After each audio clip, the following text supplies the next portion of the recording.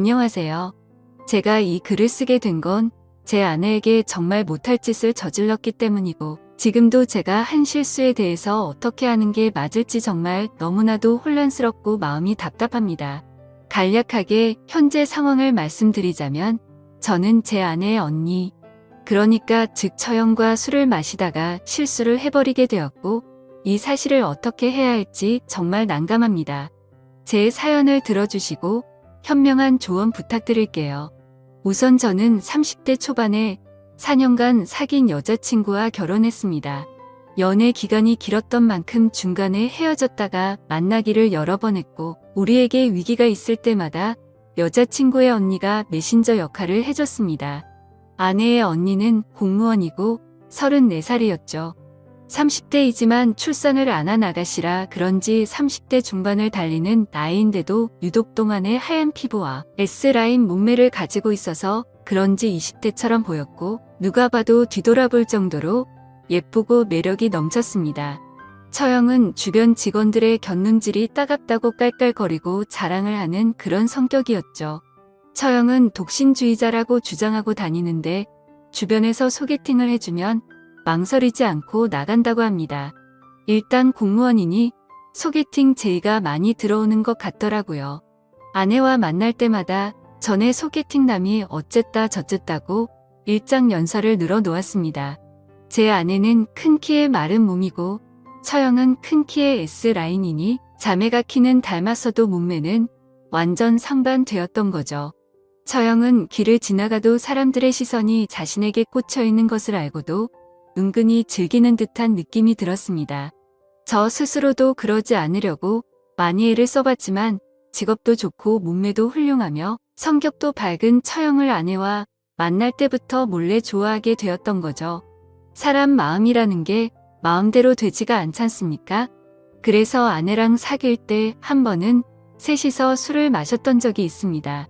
술을 마시던 중 아내가 화장실에 갔을 때나 처형에게 말했었죠.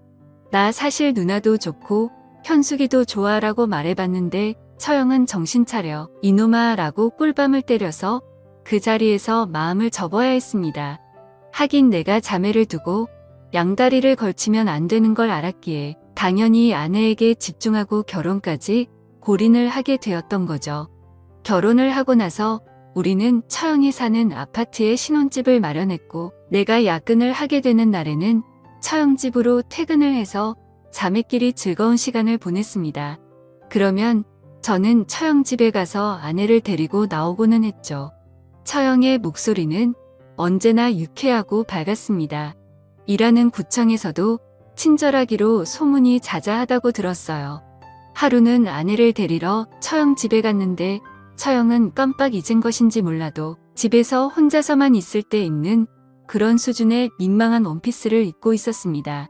제가 민망해서 시선을 피하자 처형은 현숙이 방금 집에 갔어 라고 말했고, 저도 모르게 심장이 두근거렸고 민망한 이 순간을 어떻게 넘겨야 할지 고민하고 있었습니다. 그런데 처형이 갑자기 우리 집에 온 김에 차나 한 잔 마시고 가라고 하더라고요. 저는 반가운 마음에 처형 그럼 나는 아이스 커피 타줘 라고 했고, 처형의 뒷모습을 봤는데 정말 이러면 안 되지 하는 마음에 환장하겠더라고요.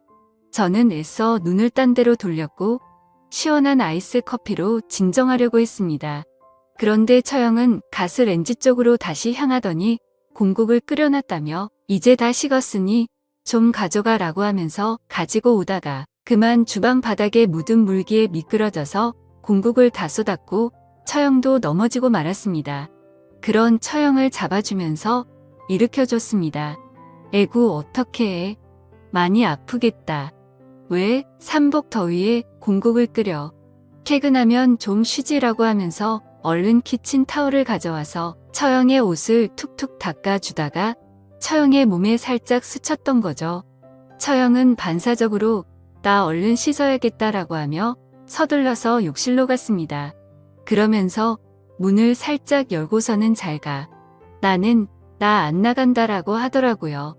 그래서 저는 난리가 난 주방을 수습하고 냄비도 닦아 놓았습니다. 처형은 물소리로 인해 제가 주방에 있다는 걸 인지하지 못한 건지 샤워를 다 마치고 욕실 문을 열고 안방으로 들어가는 소리가 들리더라고요. 그래서 저는 뒷정리를 다 마치고 방 문 앞에서 처형 나 갈게라고 말했더니 어머 깜짝이야 하면서 얼른 안방 문을 잠그는 소리가 들리더니 너 다 봤지? 라고 했습니다. 저는 하나도 못 봤으니 걱정하지 말고 안심하고 잘 자라고 인사를 하고 집을 나왔었죠. 저도 진짜로 주방에서 뒷정리를 하느라 정신이 없었고 그냥 별 다른 생각이 없었습니다. 하지만 솔직히 그날 이후로 마음이 싱숭생숭했었죠. 예전에도 관심이 있었지만 최대한 스스로 마음을 다잡아가면서 처형을 잊고 지냈었거든요. 그리고 며칠이 지난 어느 주말에 아내는 지방에 사는 친구를 만난다고 나갔습니다. 저는 배달 음식을 시키려고 휴대폰을 보고 있었죠. 그런데 처형에게 전화가 왔습니다. 뭐 하고 있냐고 해서 아내가 약속이 있어서 나가서 밥 시켜 먹으려고 하고 있었다고 했죠. 그러자 안 그래도 현숙이가 너 밥 안 먹었으면 챙겨달라고 부탁했다며 오랜만에 우리 낮술이나 한잔 하자고 하면서 집 밖으로 나오라고 했습니다. 근처 매운 등갈비찜 집에서 소주를 마셨는데 처형은 평소 주량이 소주 한 병 정도로 알고 있었죠. 그런데 그날따라 소주를 연거푸 마시더니 각자 3병이나 넘게 마셔서 만취 상태가 되었습니다. 그러자 형수는 술이 많이 취했는지 평소와 다르게 코맹맹이 소리를 내면서 애교를 부리는가 하며 말을 하다가 혀도 꼬이기 시작하더라고요. 뭐가 그렇게 좋은지 실실 웃더니 그만 테이블에 엎드리고 말았습니다. 그래서 저도 엄청 취한 나머지 더 마시다가는 큰일 나겠다 싶어서 술에 취한 처형을 부축하고 집으로 향하게 되었죠. 저는 처형이 사는 아파트의 현관 비밀번호를 알고 있었습니다. 왜냐하면 장인어른이 처형이 혼자 살고 있으니 비밀번호는 알고 있으라고 그래야 급한 일이 있을 때 처리할 수 있다고 하셨기 때문도 있었고 저와 아내 그리고 처형 셋이서 한 가족처럼 친하게 지내고 있었기 때문에 그게 별 대수롭지 않다고 생각을 했었었죠. 그래서 능숙하게 현관문을 열고 들어가서 처형을 침대에 눕혔습니다. 처형은 술에 만취해서 깊은 잠을 자더라고요. 그런데 갑자기 술이 확 깨는 기분이 들었습니다. 얼마 전 있었던 감정도 되살아나고 뭔가 기분이 묘하더라고요. 그래서 얼른 집으로 가야겠다고 생각하고 일어나려고 하는데 처형이 너 어디가 이렇게 취한 목소리로 말했습니다. 순간 이게 무슨 일인가 했더니 처형은 취해서 말을 이어가더라고요. 너 나 좋아한다는 거 다 뻥이지? 이러더라고요. 그 말을 듣자마자 처형도 나에게 관심이 있어서 나에게 술을 먹자고 했던 거구나 생각하게 되었죠. 결국 정말 술에 취해서였던 건지 저는 제 마음을 숨길 수가 없었고 사실대로 다 말했습니다. 그리고 결국 사고를 치고야 말았던 거죠. 그렇게 저는 아내가 돌아오기 전에 집으로 올라갔고 아내는 자정이 다 되어서 집에 들어오더라고요. 터미널에서 세련된 가방이 있어서 저를 주려고 사왔다고 했습니다. 이어서 언니 옷도 사왔는데 직접 줘야겠다고 하며 콧노래를 부르는데 아내는 친구를 만나 스트레스를 잘 풀고 온 것 같더라고요. 그 모습을 보고 있으니 죄책감이 몰려왔고 정말 내가 무슨 짓을 한 거지 하는 생각에 머릿속이 혼란스러웠습니다. 정말 아무 일도 없었다는 듯이 보내려고 했지만 그게 안 되더라고요.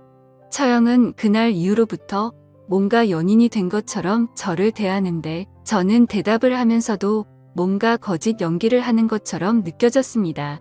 솔직히 말해서 앞서서도 말했듯이 저는 아내도 좋고 처형도 좋은 게 제 마음이거든요. 그런데 이걸 아내가 알게 되면 어떤 일이 벌어질까? 그게 걱정이 되는 게 가장 큰 고민입니다. 신기한 게 처형은 셋이 같이 있어도 아무렇지 않은 척 하는데 진짜 연기자가 아닌가 싶을 정도였죠. 그러면서도 뒤에서는 저와는 다른 연인들처럼 아무렇지 않게 지내고 있습니다. 행복하긴 한데 너무 두렵다고나 할까요? 사실 이런 상황들을 드라마나 영화 같은 데서만 일어나는 건지 알았는데 실제로 저에게 일어나고 보니 도저히 어떻게 해야 할지 감이 안 잡히네요. 이런 만남을 몰래 지속해봤자 결국 걸리지 않을까 하는 생각도 들고 아내에게 솔직하게 말할 수도 없는 노릇이고 정말 환장하겠네요. 사실 이런 상황을 주변 지인들이나 회사 사람들에게 말할 수도 없으니 객관적인 사고도 되지 않습니다.